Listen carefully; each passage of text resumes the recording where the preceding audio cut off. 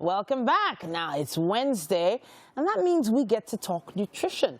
We're addressing something very, very important to a lot of ladies out there, and of course the men, belly fat loss. Now, there's some misconceptions around this whole area of belly fat and how to lose it and how it's even gained. And today we have a nutritionist and health wellness advocate, Uju Onuorah, with us. Now, she seeks to lend her voice in tackling the nutrition concerns in Nigeria. Kudos to you, because I feel like the concerns when it comes to nutrition come from the ground up. Yeah. But let's focus on the belly. People like us, we found a way to hide it. Okay. And code it. Yeah. You know, we know how to sit so that nobody will see it. But is there a way we can actually burn it? Yes, you could burn belly fat. But Okay. I think it's important that we understand that belly fat is primarily caused as a result of too much consumption of food, more than your body needs. That is when you have excess calories in the body. Okay. So excess calories mean everything is just going towards your waist, right? For some people, because Okay. body physiology differs. Some people probably add up those calories in their waist, Yeah. in their hips, in their butts, in their arms, wherever, really. But so that's that is primarily the very first problem that causes belly fat. Okay. Excess calorie consumption, when there's a calorie surplus. Okay. So now, how do we, to the layman out there, how do we get them to understand how many calories they're supposed to consume and when there is an excess? Okay, first of all, you need a nutritionist, Okay. right? But really, You pay your money. Yeah. definitely, right? But really, on a very basic level, right? You shouldn't really, we don't really advocate for calorie counting for an average person. We try to avoid calorie counting. Okay. But what we tell you as a person is, before you take that food, watch your plate. What is on your plate? Okay. How healthy is it? What is there? Are there combinations of vegetables, fruits? Are there a very healthy size of meat? I mean, you're not packing the whole meat in the whole world, right? So the oil content, is the oil floating on the food? You know, these are things you ask yourself. So while I wouldn't tell you, oh, count your calories for every meal, because also calorie counting is not really sustainable. I mean, how does it work that you bring food every single time and you're checking, oh, I think it's 200 calories, oh, I think it's 300. It's not really sustainable. Okay. But watch what's on your plate per time. Okay. Ask yourself, you could ask yourself these questions. How is this food combination? I mean, are there fats? It's about asking yourself questions, and obviously, nutritionists are also there to help make your food decisions. Let's talk to that lady that is about to do her monthly shopping right now. Okay. You know, which of those foods are most likely to add belly fat, help you add belly fat? Excessive intake of food generally, of calories more than you need in a day, even if they are healthy. Even if you're healthy, even if they're vegetables? Yes, if you're overeating more than your body needs. Uju.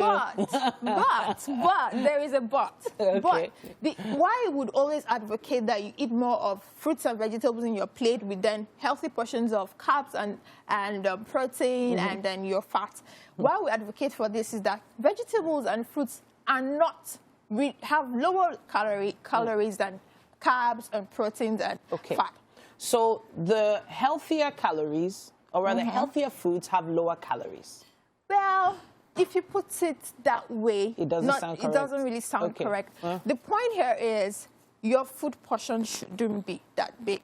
When I bring my plate to eat, right? When I bring my plate, I want to eat maybe jollof rice and chicken or something, whatever that is, right? I'm going to have a healthy size of jollof rice. Just bite. I mean, that's carb, right? Yeah. Then I try to also combine it with some fruits. Fruits, vegetables by the side. Maybe I could do a vegetable sauce or something like that to add to it. Then I have my protein. Please, I know some people love meat so much. Yeah. And while meat in itself is not bad, the quantity matters. So everything should just come together.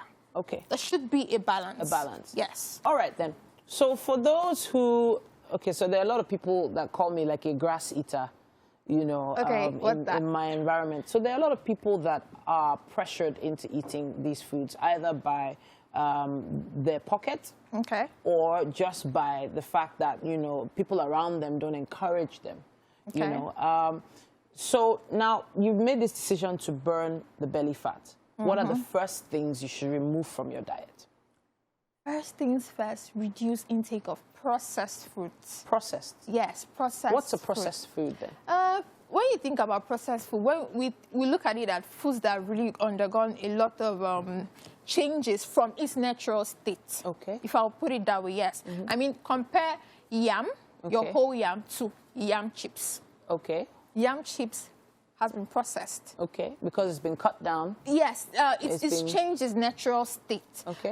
Probably you have to fry it or do whatever it is, then add some salt to give it that salty taste. There's a change from its really more natural states. Like it's gone through some industrialization or whatever it is. Compare potato, a whole potato, sweet potato, maybe cooking it to, as regards to sweet potato chips. Okay. That's processed. Or compare fruits to canned fruits.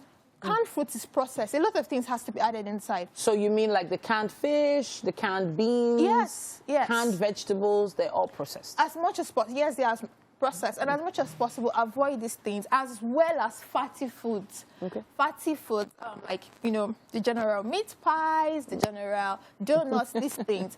Of course, you should eat these things. Food should be enjoyable, right? Yeah. But as much as possible, reduce their intake, because most times they contain more calories than your other whole foods, right? Your rice, your yam, your meat, and all these things. They contain less calories. And every size of meat, you can't even compare the calories to a meat pie.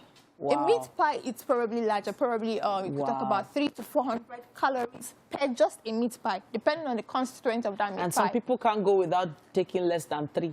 Do you understand? Yeah. So there's a journey for a lot of people out there who are trying to burn the belly fat. But in terms of misconceptions, some people believe that there are some things they can drink that will help them shrink the belly fat. What do you say to that? Nothing. Nothing. But it boils down to what I said earlier. Calorie deficit. Okay. There's nothing that can help you burn fat. Okay. There is no particular thing. It could probably help you increase what we call your metabolism. Okay. Body metabolism, but it's not burning the fat. Okay. There is no substance, in my knowledge as a nutritionist, that burns fat. Okay. So if you're able to achieve a calorie deficit, you're eating lesser calories than your body is using up to do your work, your whatever it is you need to do. Trust me, you would go down. All right. But I need to add something that I feel like happens a lot with my clients. They feel that you can only lose weight in your tummy. Okay. Which is not true. You can lose weight everywhere. Yes, when you're losing weight, weight loss occurs, you know, in the whole body. Amazing. You know what? There's so much that people need to learn from a nutritionist like you, and there's so many different misconceptions out there. And you probably have a question or two for Uju as well. Now, she is the Geeky Nutritionist on Instagram, and she'll be able to answer some of your questions. Just use our hashtag WakeUpNigeria on TVC and tag us at TVC Connect with your questions.